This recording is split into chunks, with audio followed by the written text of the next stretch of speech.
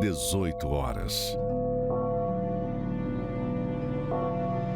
É momento de oração. Vamos falar com Deus.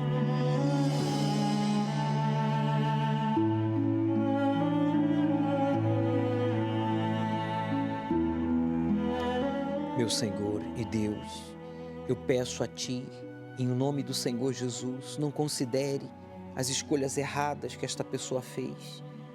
Não considere os pecados cometidos, consciente ou inconscientemente.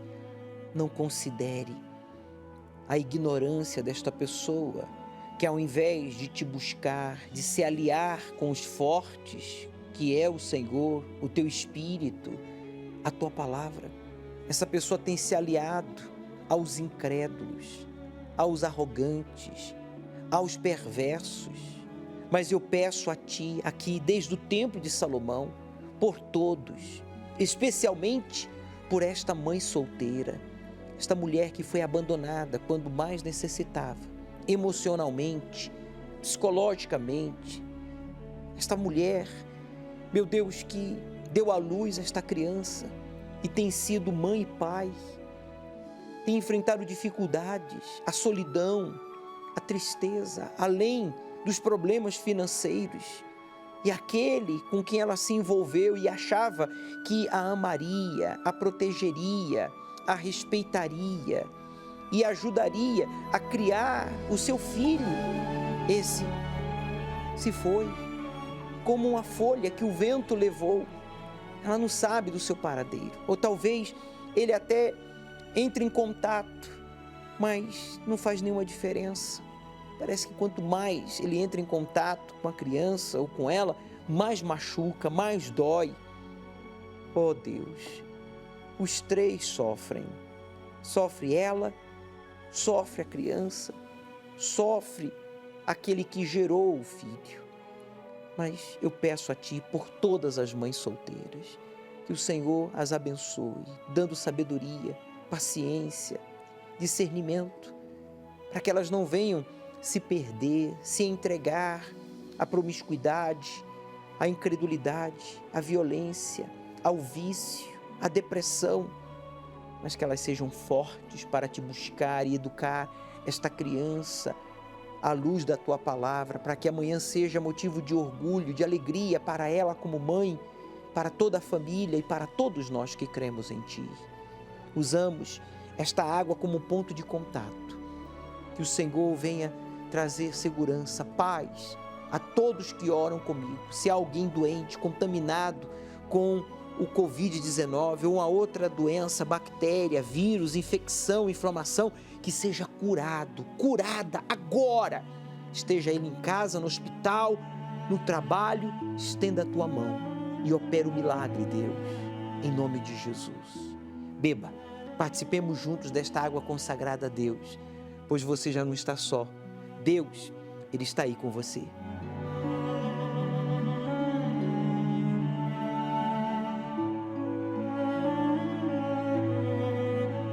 Meu Pai, obrigado, meu Senhor, por ouvir e responder a nossa oração.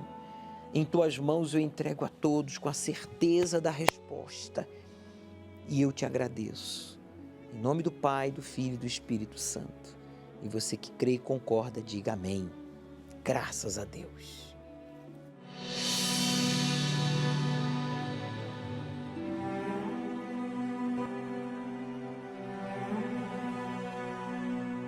Meu nome é Daniele, eu tenho 30 anos e eu desde a minha infância eu frequentava a igreja, conheci a igreja ainda criança, passei toda a minha adolescência, juventude, vivendo os caminhos de Deus, as coisas que eu aprendia na igreja, nas reuniões.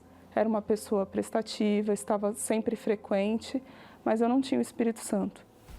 E num dado momento da minha vida, eu comecei a olhar para as coisas de fora, aquilo que eu nunca tinha vivido, relacionamentos, amizades, aquilo que o mundo oferecia e eu nunca tinha provado. E eu acabei me afastando nessa época.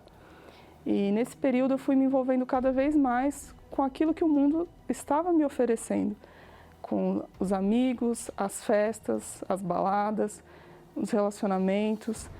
tive um relacionamento homossexual, vivi com uma pessoa durante um bom tempo e a minha vida era vazia. Eu vivia um conflito muito grande dentro de mim, porque eu buscava nas pessoas e nas coisas algo que me preenchesse. Eu tinha uma inquietação dentro de mim, eu queria buscar alguma coisa que me satisfazesse e eu não encontrava isso em lugar nenhum. Eu comecei a beber muito e ficava muito descontrolada, muito nervosa, agressiva. Tinha brigas com essa pessoa com quem eu vivia, agressões físicas, verbais e aquela angústia que era constante dentro de mim. Toda noite, antes de dormir, eu me sentia muito mal, tinha medo de morrer. Parecia que eu ia morrer, eu ia acordar presa num caixão. Eu tinha essa sensação ruim dentro de mim. Era algo que me perturbava muito. E pensava que a qualquer momento eu podia morrer sem a minha salvação, porque eu sabia da verdade. Então a minha mente era muito confusa, era muito... Eu vivia um vazio muito grande, eu não conseguia preencher com nada, com ninguém. Eu ficava muito, muito triste mesmo. Hoje, falando assim, são 2 anos, mas para mim foi como se fosse uma eternidade o que eu vivi. Foi um momento muito difícil da minha vida e eu vivi muito mal mesmo durante esse tempo, foi muito terrível para mim. Eu já tinha experimentado muitas coisas no mundo, né? Tudo aquilo que eu achava que podia me preencher de alguma forma e nada me preenchia. E eu comecei a me lembrar, via, né? Os meus pais ainda estavam na igreja, permaneceram, então eles sempre falavam, davam uma palavra. Eu via na televisão a programação da igreja e aquilo começou a me despertar. Poxa, é ali que eu preciso, é ali que eu vou encontrar. Eu sabia da palavra, eu não tinha experimentado o Espírito Santo de fato, de verdade, dentro de mim, mas eu sabia um caminho. E foi quando eu percebi que se eu continuasse daquele jeito, a minha vida só ia piorar ainda mais. E para não pagar o preço dessa piora, eu decidi voltar mesmo. Então foi aí que eu decidi voltar. E no meu retorno, eu voltei para a mesma igreja que eu frequentava. E fui muito bem recebida, muito bem acolhida. Ninguém me olhou mal, ninguém me apontou o dedo. Me abraçaram como uma família mesmo. E ali eu percebi o amor de Deus por mim. Foi quando eu me entreguei de verdade mesmo para ter uma nova vida que até então eu não tinha vivido. E eu passei pelo processo de libertação, abandonei as coisas que eu estava vivendo, cortei todos os elos que eu tinha com o mal. Todas as amizades, relacionamentos, os costumes, as manias, fui deixando tudo ali para receber o Espírito Santo. Depois de um tempo buscando, intensificando a minha busca, buscando a cada vez mais, com aquela sede de ter algo que eu nunca tinha tido na minha vida, foi quando eu recebi o Espírito Santo. E para mim foi o melhor dia da minha vida. E depois que eu recebi o Espírito Santo, eu vi que eu não tinha mais, que eu não precisava mais de nada, de ninguém, de nenhum sentimento, de nenhuma pessoa ali do meu lado para me preencher, de nada nesse mundo. Foi a melhor coisa que eu recebi na vida. Eu fui completa por dentro, algo completou dentro de mim, me bastou, sabe? Não precisa mais nada, é isso. É o que eu vinha buscando, que eu não encontrei em lugar nenhum. E me trouxe uma paz, um prazer assim que nada nesse mundo paga. É a melhor coisa que eu tenho. E eu, todos os dias, fui buscando mais, cada vez mais. E de lá para cá, minha vida é outra completamente. Tudo foi se transformando aos poucos, mas assim, de uma forma natural. Não precisava fazer força para mudar, não. Já estava dentro de mim. Eu encontrei uma pessoa com quem eu me casei, um homem de Deus, que me traz paz também, um relacionamento saudável, sadio. Construímos uma família, tenho meu filho. Tudo vem do altar, tudo vem de Deus, tudo vem do Espírito Santo. A minha vida é completa. Não tenho nem palavras para expressar o que tem dentro de mim, essa alegria que eu tenho. É a minha maior alegria, a minha maior riqueza é o Espírito Santo. Que mãe seria a Daniele? Que tipo de esposa seria ela? Com aquele grande vazio, vivendo em baladas, buscando em relacionamentos, buscando algo, alguém para preencher um vazio que só o Espírito Santo pode. Ela seria uma péssima esposa, uma péssima mãe. Mas hoje, batizada com o Espírito Santo, uma esposa exemplar, uma mãe querida. Hoje, feliz porque o Espírito Santo, Ele quando mora em nós, quando entra e faz morada em você, então ele faz você uma pessoa forte, ele faz você uma pessoa equilibrada, ele faz de você uma pessoa com direção. O Espírito Santo é o único que pode lhe fazer forte em meio a esta pandemia, problemas familiares, dificuldades financeiras. Por isso, tome a decisão, vá ao altar. Estamos em pandemia, estamos em quarentena, estamos com medidas mais restritas, mas você pode ir ao altar. O altar não está de quarentena. Vá, fale com Deus, se entregue.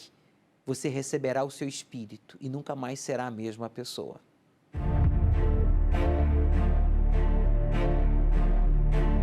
Enquanto os sinais acontecem ao redor do mundo, como Jesus já havia alertado sobre guerras, fome, terremotos e epidemias, com o século XX tendo matado por conflitos 3 vezes mais do que o resto da história.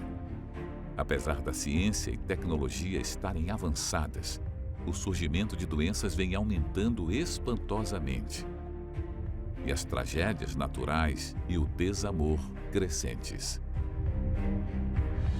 O Senhor Jesus alerta seu povo, as 7 igrejas, que representam os 7 diferentes tipos de pessoas que professam a fé nele, sobre os seus erros para que os corrijam e não padeçam com a grande tribulação. À igreja de Éfeso, Jesus fala: Tenho, porém, contra ti que deixaste o teu primeiro amor. Lembra-te, pois, de onde caíste. Arrepende-te e pratica as primeiras obras. Quando não, brevemente a ti virei, e tirarei do seu lugar o teu castiçal, se não te arrependeres. Essa igreja representa aquela que trabalha muito, odeia o que é mal, um povo paciente e perseverante, mas o amor não é mais o mesmo. Para saber mais e compreender a revelação de Jesus Cristo no livro de Apocalipse, venha neste domingo, às 18 horas, no Templo de Salomão, ao pôr do sol, na reunião do Espírito Santo, Avenida Celso Garcia, 605 Brás. Chegue cedo.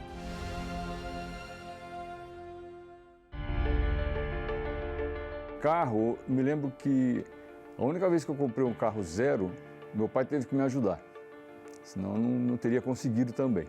Então isso me gerava uma frustração, sabe?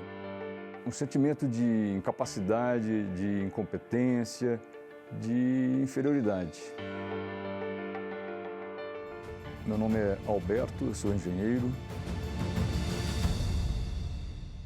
Eu me recordo que no início da minha infância, né, na minha época de estudante, de filho, né, meu pai praticamente ele nos obrigava a estudar para ser alguma coisa. Com isso, eu acabei fazendo todas as etapas, né, de escola até me formar engenheiro. Durante a faculdade, eu achava que, concluída a faculdade, né, que quanto mais aplicado eu fosse, quanto mais eu estudasse, melhor seria o meu desenvolvimento profissional e mais conquistas eu ia obter na vida. Eu achava que eu colocava a minha dependência na minha formação, porque foi assim que meu pai me ensinou. Mas isso não aconteceu. Eu me formando, eu iniciei meus trabalhos numa construtora. Eu tinha uma dificuldade, que eu me recordo, muito grande, que era de conquistar as coisas que para um homem são normais. Para um chefe de família, a gente quer conquistar a nossa casa, a gente quer ter nosso carro, a gente quer dar uma boa condição para a nossa família. Isso para mim era muito difícil. Eu não conseguia. Por 2 vezes eu tentei comprar uma casa própria. Eu entrava na construtora, no financiamento, pagava todas as parcelas. Quando chegava próximo de pegar as chaves, eu não tinha naquele momento condições de honrar com as últimas parcelas. Eu acabava tendo que abrir mão daquela casa. Isso aconteceu 2 vezes. Então isso me gerava uma frustração, sabe? Um sentimento de incapacidade, de incompetência, de inferioridade. Eu tinha dívidas de banco, eu pagava muitos juros. Eu tinha um emprego, até um bom emprego, eu tinha um bom salário, mas eu tinha muitos compromissos além do que eu recebia, e eu criando empréstimos atrás de empréstimos para poder cobrir as dívidas. Me valeu um nome sujo, e com isso a situação foi ficando muito complicada. E justamente nessa mesma época, por conta das dificuldades que eu passava, eu assisti os programas da Universal na televisão, e isso me levou até a igreja.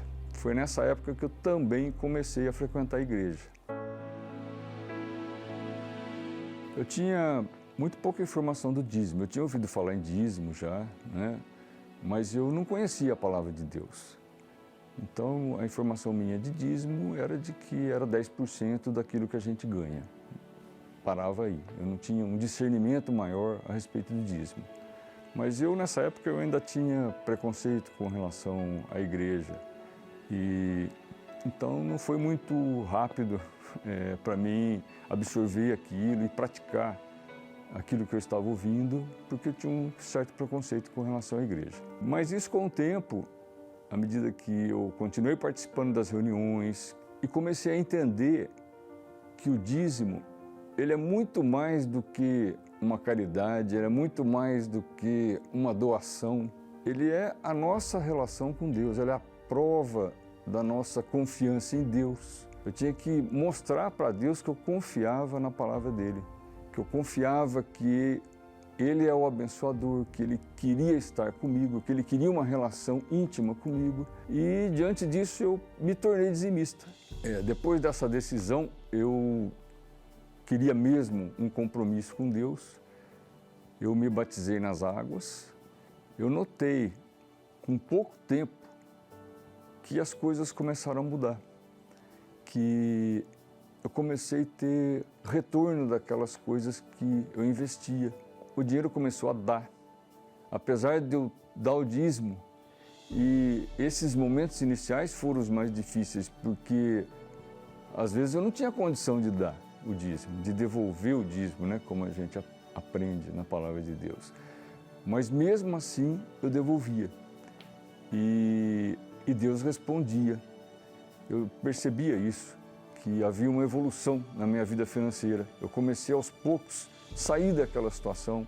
Eu comecei a ter direção de Deus, de como agir diante das situações. Hoje eu tenho duas fontes de renda. Eu tenho um trabalho em uma empresa que eu sou empregado nessa empresa, mas é um bom trabalho. E eu tenho também a minha empresa. Eu tenho a fonte de renda da minha empresa. Hoje eu posso dizer que eu sou um homem realizado. Eu tenho uma esposa abençoada, eu tenho uma filha abençoada, eu tenho minha casa própria, eu tenho meu carro, a minha esposa tem o dela. Não nos falta nada, a gente pode usufruir de uma viagem tranquila, a gente pode ir nos restaurantes que a gente quiser e no final do mês sempre me sobra.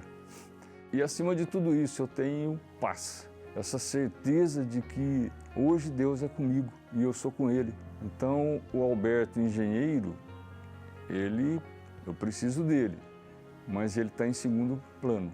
Em primeiro é Deus, primeiro é a minha relação com Deus, porque com Ele eu sei que o Alberto, engenheiro, vence.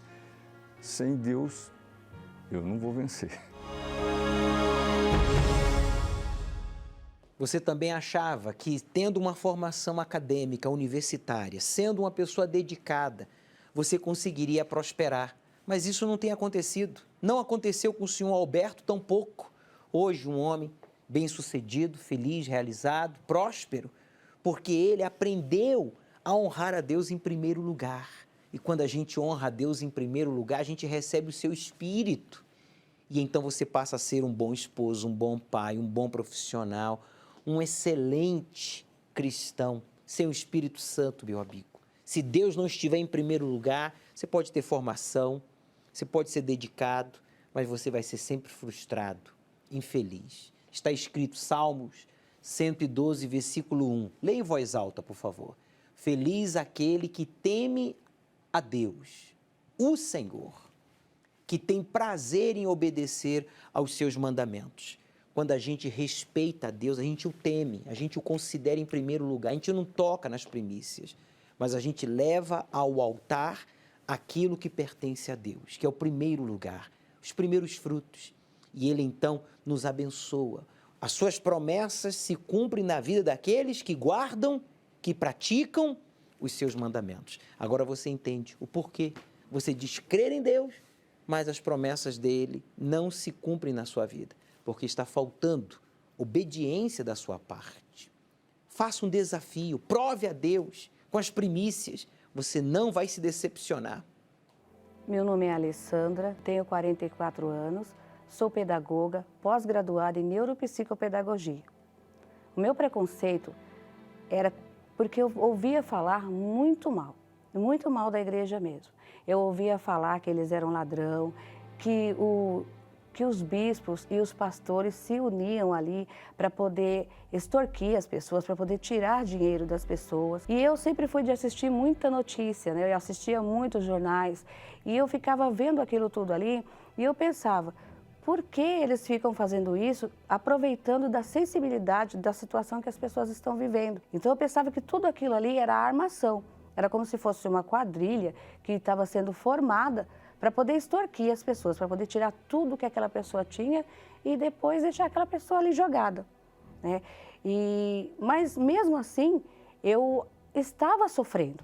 Eu sofria muito na situação de vida, da minha vida particular, porque desde a minha adolescência eu tinha problemas gravíssimos de saúde, eu tinha sopro no coração, eu tinha anemia profunda, eu tinha muitas coisas e como se não bastasse todo esse problema, eu ainda tinha um desejo de morrer, uma tristeza fora do comum, a qual eu pensava até em me matar, porque eu cheguei a tomar remédios controlados, remédios fortíssimos. Muitas vezes eu fui chamada para vir na Igreja Universal, só que eu falava, ali eu não piso, naquele lugar eu não vou pisar, porque ali é pura enganação. E aí eu fiquei sofrendo, até que eu me casei, tive filhos, e aí o meu filho nasceu com um problema sério.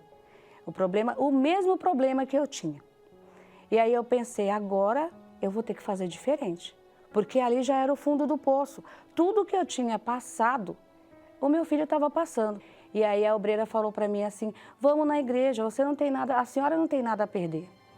Foi quando eu falei para ela assim, mas na igreja eu penso muito mal da igreja, o que vão achar de mim? Ela falou assim, não, a gente não tem isso, a gente aceita você como você é. E a gente vai te ajudar. E aí eu cheguei na igreja com o meu filho. E ali o pastor foi totalmente diferente do que eu pensei. Eles me acolheram, eles me ajudaram. E aos poucos eu fui fazendo tudo que foi me ensinado. E eu percebi que o meu filho, ele teve um avivamento, assim, uma diferença na saúde que é inexplicável. Ele começou a brincar, ele começou a se alimentar direito, ele se tornou outra criança. Uma criança que antes não conseguia sequer engatinhar, com 2 anos de idade. E ele começou a viver uma vida normal. Eu, que antes era doente, fui curada. O meu filho, que era doente também, praticamente com as mesmas coisas que eu, foi curado. E hoje eu tenho o Espírito Santo, fui batizada com o Espírito Santo e vivo feliz. Eu tenho um casamento abençoado, a gente é uma família unida, uma família, somos, no caso, eu, meu marido e os 5 filhos, né? E todos abençoados. Esse meu filho que nasceu doente, que nasceu desenganado do médico, hoje ele vai fazer 24 anos. Para a glória de Deus, a gente é abençoado. É uma família avivada, uma família abençoada e uma família feliz. Eu aprendi que usar a fé é o mais importante. Eu aprendi também que acreditar no que os outros falam, simplesmente porque falam, ainda que seja na mídia, ainda que seja na TV, onde quer que seja, a gente deve primeiro observar, primeiro acompanhar de perto, tentar ver de perto, para poder tirar as nossas próprias conclusões. Então eu acompanho de perto a situação. Eu vejo que não tem roubalheira, a única intenção é ganhar almas.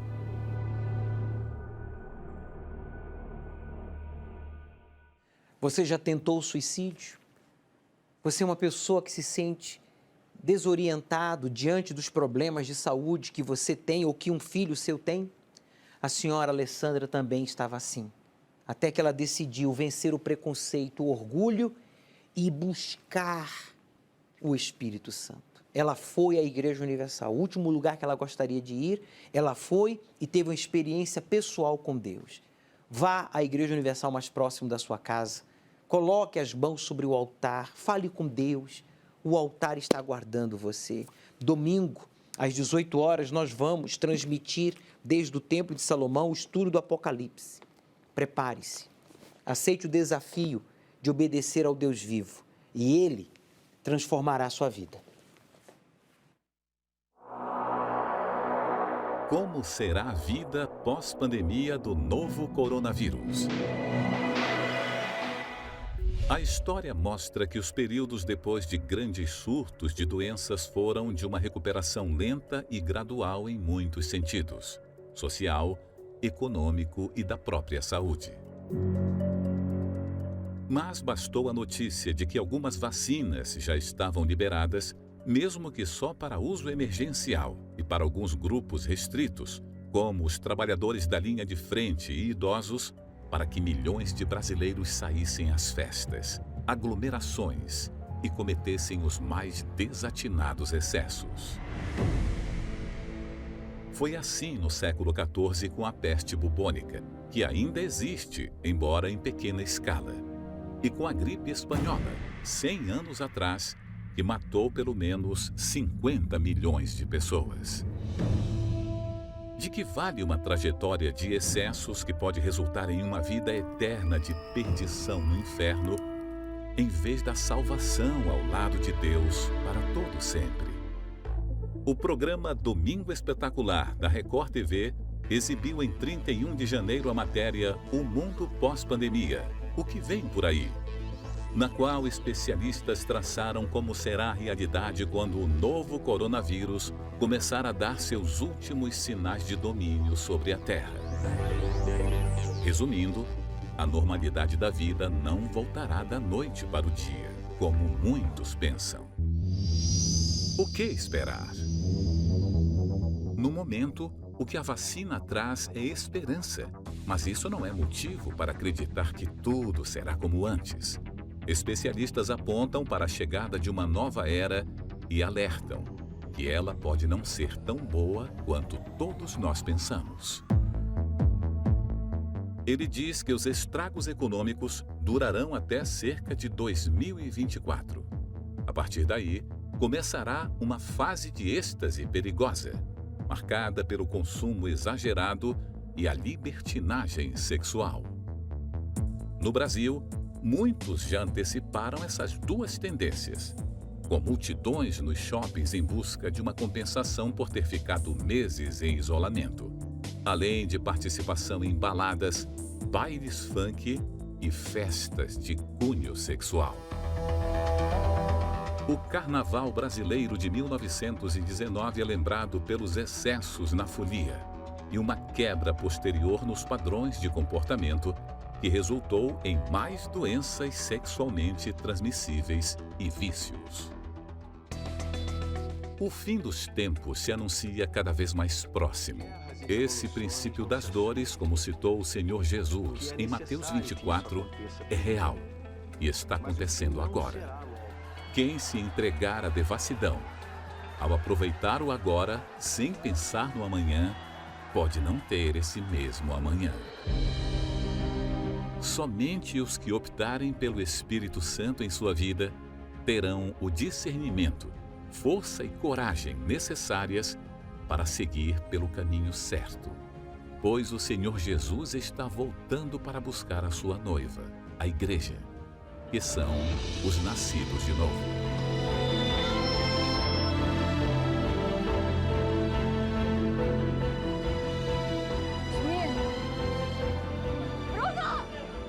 Domingo, às 18 horas, o estudo do Apocalipse, no Templo de Salomão, ao pôr do sol, na reunião do encontro com o Espírito Santo. Chegue cedo. Elevo os meus olhos para os montes,